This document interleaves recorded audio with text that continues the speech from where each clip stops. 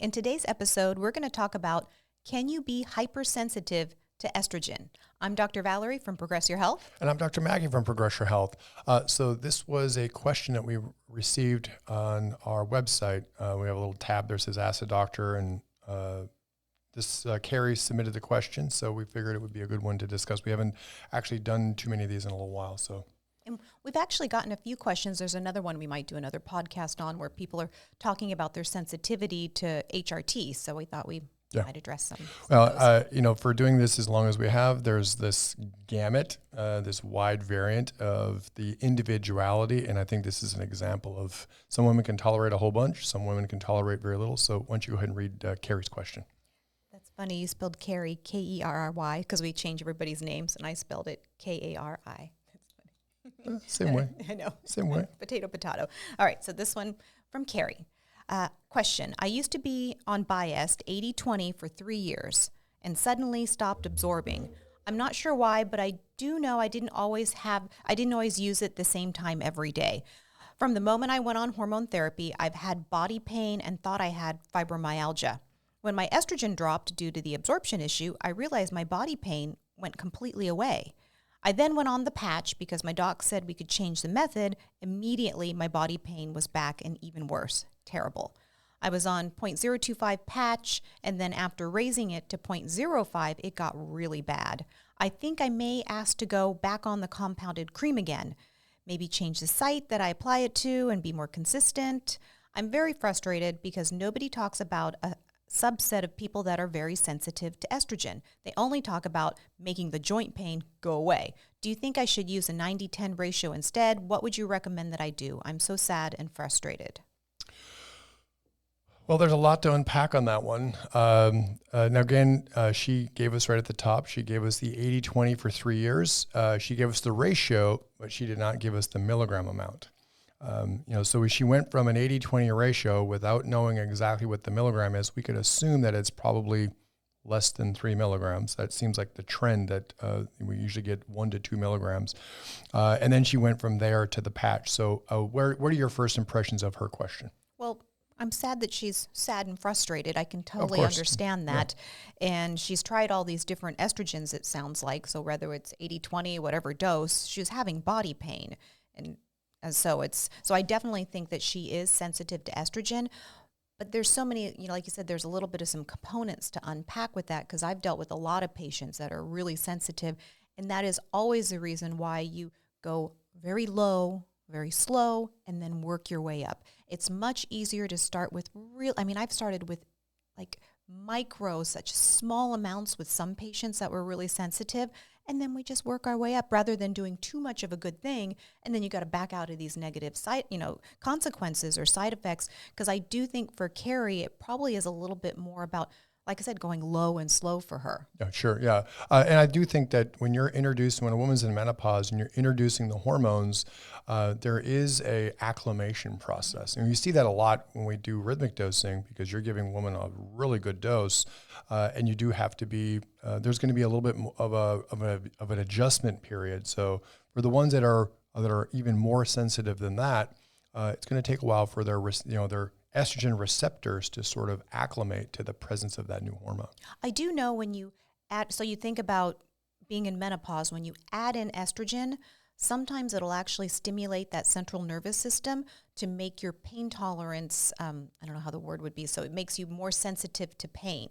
So that could be happening here with Kari if she hadn't been on the hormones for a while, or just starting them, or maybe it was a little too high for her, because everybody is such an individual. We all are different. Is that might have just made her pain go up, and you just needed to, I don't want to say have her grin and bear it, because you never want to do that, or just deal with it, is maybe back off a little bit and just finesse it. Because we've always talked about HRT isn't just, slap a patch on and take some progesterone at night. It really is about finding the right dose for the right person, and also what their goals are. So I think there's probably a little bit where she is sensitive. Maybe her nervous system is a little more sensitive than other people, so that lowered her, made her more sensitive to the pain. And then you think about estrogen too. Estrogen likes to hold on to water. When you're going from no estrogen to estrogen, that can cause, a lot of women will experience like a little breast puffiness, a little just puffiness in general. It takes a while for that to go away. perhaps in Kari's case, which I've seen in other patients, is that sort of influx of water can go to the joints because we have receptors for estrogen in all our tendons, all our joints, all our muscle receptors everywhere in our body, that it might have just created a little bit more inflammation. Sure. Yeah. Now, what do you think of now the patch? We've seen these kind of issues with the patch more often than not. So she had no pain with the cream for 3 years. Then, well, it looked like she did have pain. She said from the moment I went on hormone therapy, I had body pain, just thought I had fibromyalgia, which is terrible. Fibromyalgia is not fun to deal with. So it looks like maybe for 3 years her body didn't get used to it, that maybe the dose was too high or you needed to finesse it, or maybe do like we had always talked about, the rhythmic dosing. yeah, now you think there's someone that's sensitive, and now you consider rhythmic dosing because now the dose is going to be substantially higher than the patch or a Biest. But at the same time, estrogen sort of is what makes a woman. So you sort of lean into that a little bit, right? You sort of go with it, and usually you end up with it seems contradictory, almost like counterintuitive to go that direction from a rhythmic dosing perspective. But more often than not, that's usually the right direction to go. I'm not saying in her case it's the right way to go, but I'm saying in general terms, you go with it as opposed to shying away from it. Yeah, it's like building up to it, because I do feel the beauty to rhythmic dosing is because you're changing the doses. So sure, some of the estrogen doses can go real high, especially on day 12, but you're not keeping it that way like it is on a static dose. And I will say, and I'm going to say this very confidently, is if you think you're sensitive to estrogen, don't go on the patch. Yeah. Oh, absolutely. Yeah. Especially if you're already having some body pain issues, because like she said, she went from the 0.025 to the 0.05 and the pain got worse. Now, again, you'd see that, you'd certainly, intuitively, you think you want to back off from that. And I'm not saying that raising the dose is the right thing for her. We don't really have enough information. What do you think about her body stopped absorbing the cream? What do you think where that comes from? It could be whether she changed compounding pharmacies. There's fillers, there's binders, there's excipients, there's all, for females, I find that our skin is pretty thin, that we're going to absorb the cream pretty well. But more than likely, if they're saying that they stopped absorbing, usually there's a change in blood work that would determine That's what I'm thinking, is probably the blood work showed up, that it looked low. And I know a lot of people chase the blood work. Oh, my levels went down, we have to raise the dose. Oh, my levels went up, we have to reduce it. Really goes by how they're feeling, and then use the blood work as a way to kind of keep them safe, make sure the numbers are in good parameters. So I'm not, I haven't, to be honest, in 20 years, I haven't had anybody have any problems with not absorbing their hormone cream. Right. Now we've changed doses a lot. Life changes, people get older, seasons change, people move to different climates. You have to change, the dosage, absolutely. Mm-hmm. But I wouldn't say that it just like her body just rejected it. Yeah. Now, depending on because she gives the ratio 80-20, but no milligram amount, so we don't know what the dosage is. The dosage is going to determine the blood work.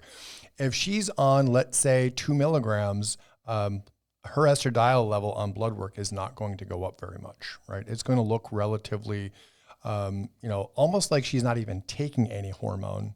You're not going to get a substantial rise. And I think there's a little bit of misunderstanding about dosage. Now, the patch, those types of things will raise your blood level, right? That's why 0.025 and 0.05 is not, a hundredth of a milligram, right? Because those things, we see it quite often that those will actually raise your numbers quite easily, where the Biest tends to not do that as easily as the patch does. So those of you that are listening know exactly what we're talking about, but anybody that's new, so a Biest is a combination of estriol E3 and estradiol E2. So an 80-20 Biest means that there is 80% estriol to 20% estradiol. Now an estradiol patch, is just all estradiol. That's what makes it so much stronger. And there's something different about it. Really is like apples and oranges when you're comparing a transdermal Biest cream to an estradiol patch. They really are like completely two different things. But I will say, if you're going to be sensitive to estrogen, it's really the estradiol that you're sensitive. I think I can count on one hand, like 2 people that were sensitive to the estriol. They were in perimenopause, and eventually we kind of worked them into the estriol, and then it helped a lot with their perimenopausal symptoms.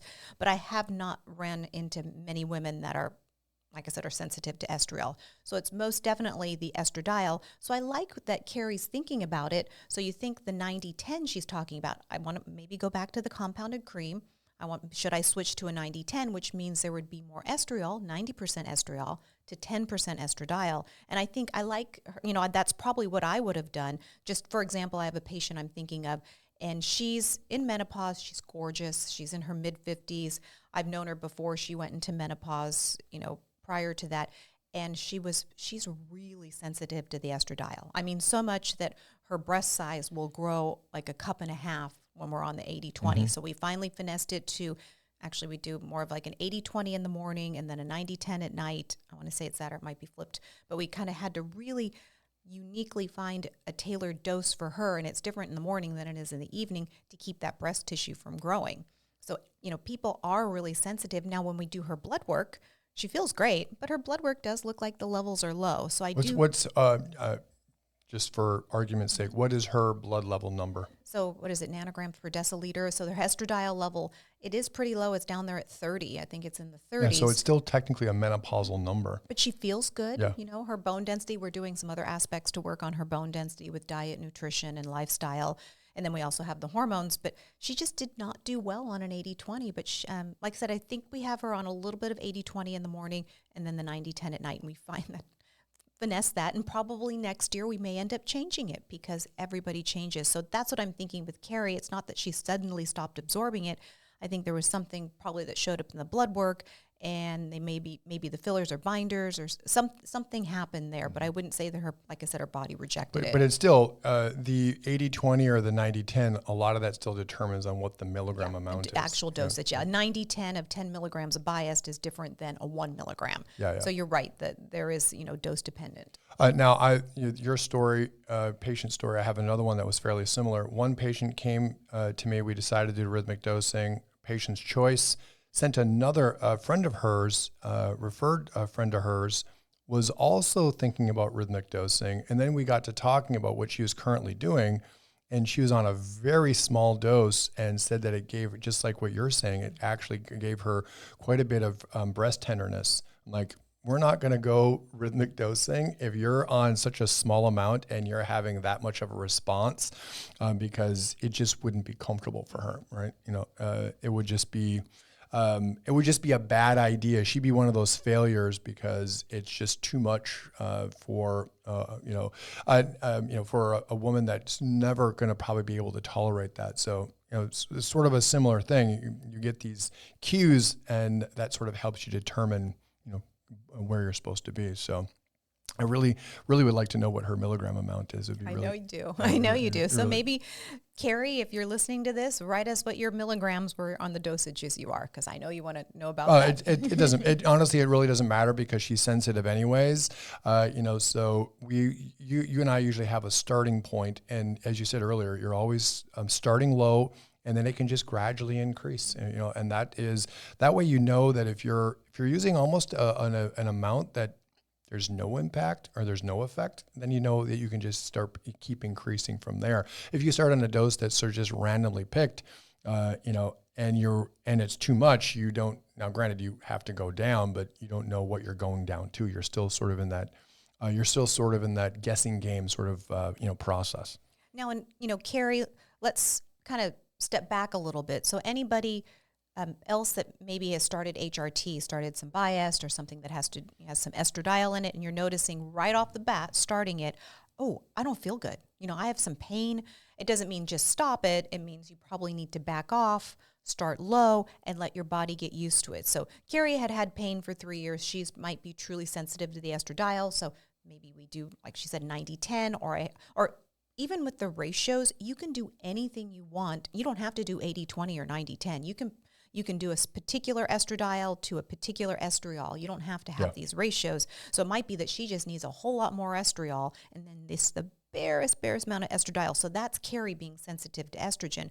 But other women just starting HRT might mistake themselves for being extra sensitive to estrogen because they immediately have some symptoms. But it really just means let's dial it back and wait and go real slow, go, low and slow. And if you still are sensitive, then you could be like Kari, and then we need to do, something else. Because I do think, like you were saying, the body takes some time to sort of get adjusted to it. Yeah. And you're really, communicating when you're taking an exogenous hormone like that, especially for a woman that's in menopause.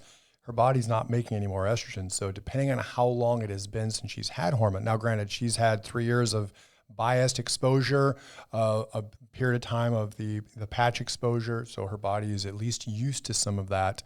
Now when you say you have a negative response right off the bat, how often, just as devil's advocate, how often where you see something where you actually lean into the discomfort or lean into the issue, or is it always going the other direction? Well, I think it depends on the person. You're not going to have, if you have a 100% negative reaction, then yeah, you're going to back off. Like for me, example, I'm 52. Yeah, I just turned 52 last week. I'm 52. And when I started hormones, I will say I am sensitive to estrogen, that I had to go very low and work my way up. And I did get a lot of breast tenderness. I was like, kind of overfilling.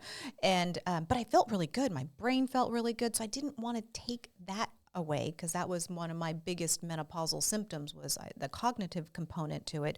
So I didn't want that to go away, but the breast tenderness I didn't like. So I just stayed a little. So I kind of actually backed down, because I do the rhythmic dosing. I just did a really like an extra low rhythmic dosing, and now it's been, I think I'm at month 6 now. Is I can tolerate a higher dosing now. I did some blood work, and I'm just like our patients.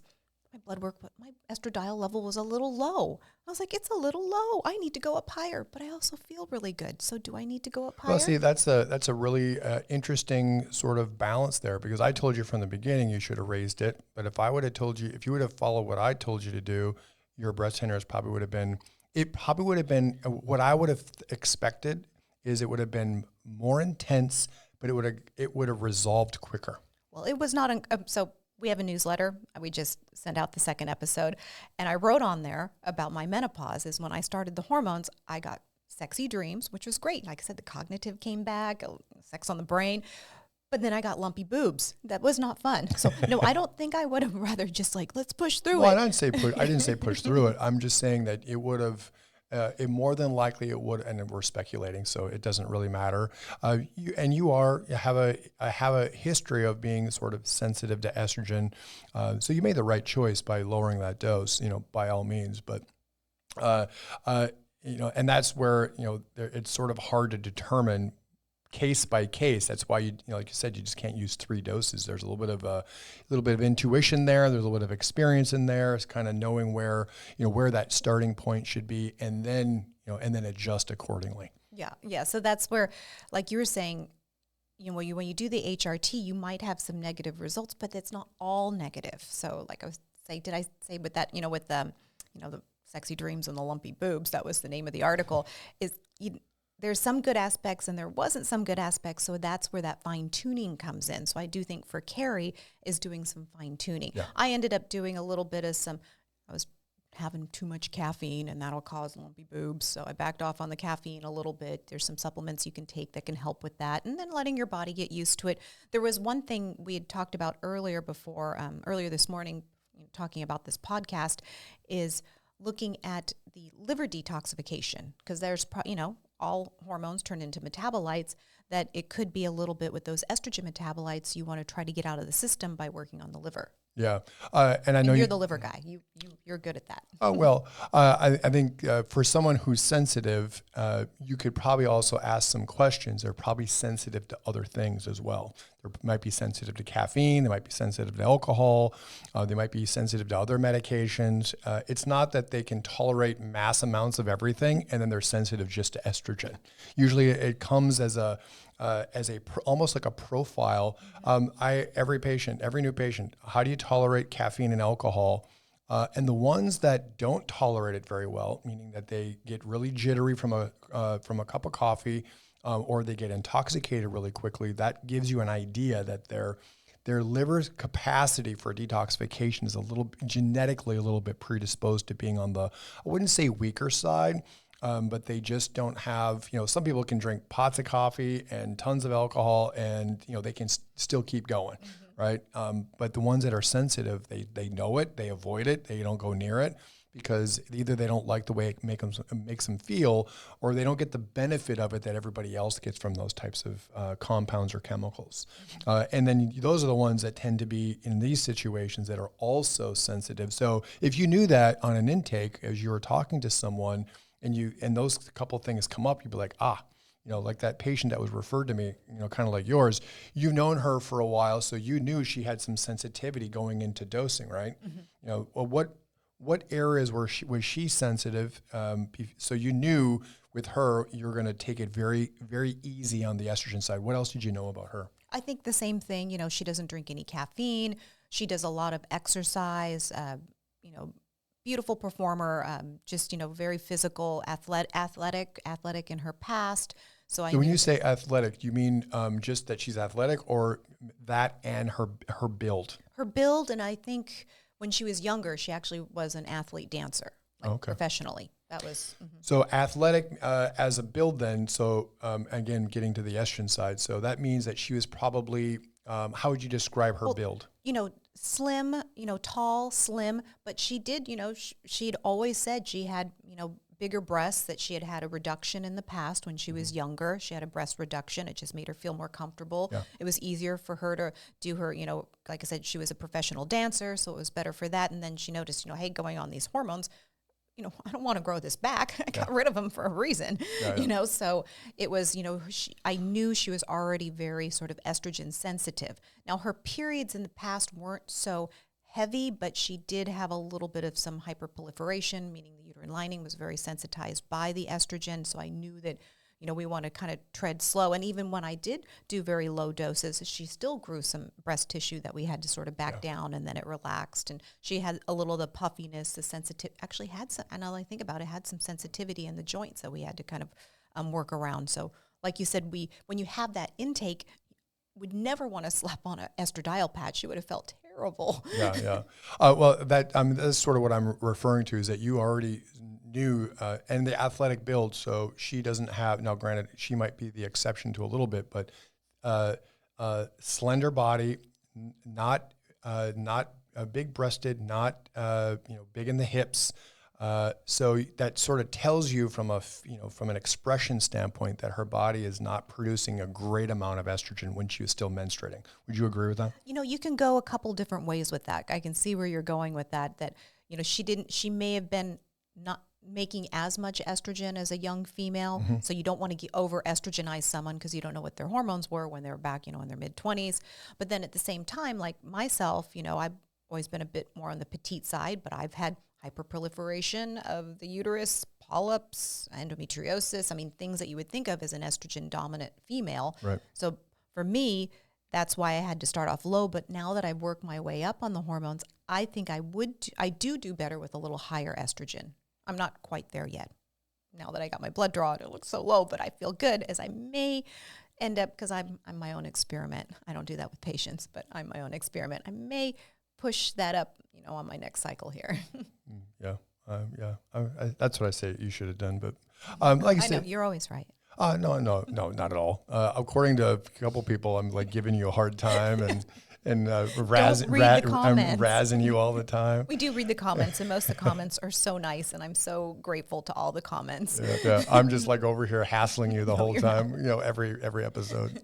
No, there's just a couple of comments about that, but I'm your biggest advocate. I'm not going to give you a hard time. All right, so 90-10. I still want to know what the dosing is on that, but more than likely it's going to be pretty conservative just with her history. Is there anything else to add about that? We talked about liver, certainly things to support liver function. We didn't talk about how to support metabolites, so things like DIM, 3-indole carbinol, endo-3-carbinol, cruciferous vegetables. Yeah, those things could be. It's not exactly a situation where you'd use them. That would be the most common. But again, if there is some sensitivity, and if they are producing the metabolites, which is not as easy to figure out, those metabolites. You can do a Dutch test or urine test. That'll give you some of the metabolites. But I would say it wouldn't hurt. I mean, we could all eat more cruciferous vegetables. Sure. I know I certainly could. Yeah. From a liver perspective, again, supporting liver function as much as you can. You sort of have two sides of liver detoxification. You have what they call phase 1, phase 2. Most Americans have an overactive phase 1 and an underactive phase 2 just because of the demand. Okay, so what you're trying to do there is you're trying to lower the burden on the phase 1. That's why you limit your caffeine and alcohol and other dietary things, and you're allowing the phase 2 to sort of catch up. So those, like you said, those metabolites, they go through phase 1 relatively, easily, and they get stuck at the phase 2, kind of transition, and now liver function sort of slows down. What's the difference between phase 1 and phase 2? Why is there a phase 1 and phase 2? Well, phase 1 is what they call this is a big 300 plus enzyme process called the cytochrome P450 system. That's phase 1, and all medications, most medications are going to be metabolized through that cytochrome, the phase 1 detoxification, the cytochrome P450 system. And then phase 2 is a series of like 7 different processes, methylation, sulfonification, there's a bunch of other ones. And you go from the phase 1, let's say if we use caffeine as an example, right? Everyone's drinking coffee or tea or some energy drinks, or everyone's got caffeine. So your body actually turns the caffeine metabolite into a free radical from phase 1 into phase 2. Mm-hmm. So your body, for whatever reason, sort of does the similar thing with alcohol too. It turns it into a more toxic substance. Mm-hmm. Okay. Why the body, the liver does that, I'm not exactly sure. Would you say it turns it into water soluble, or? No, that's the phase 2. So phase 1, it gets turned into a more noxious substance. Okay? Alcohol gets turned into acetaldehyde. Acetaldehyde is a poison to every cell in the body. Then it goes into phase 2, and then that's where it gets turned into a water soluble compound, or you get excreted through the urine or the feces. In the form of bile. Your body gets rid of all those things in bile.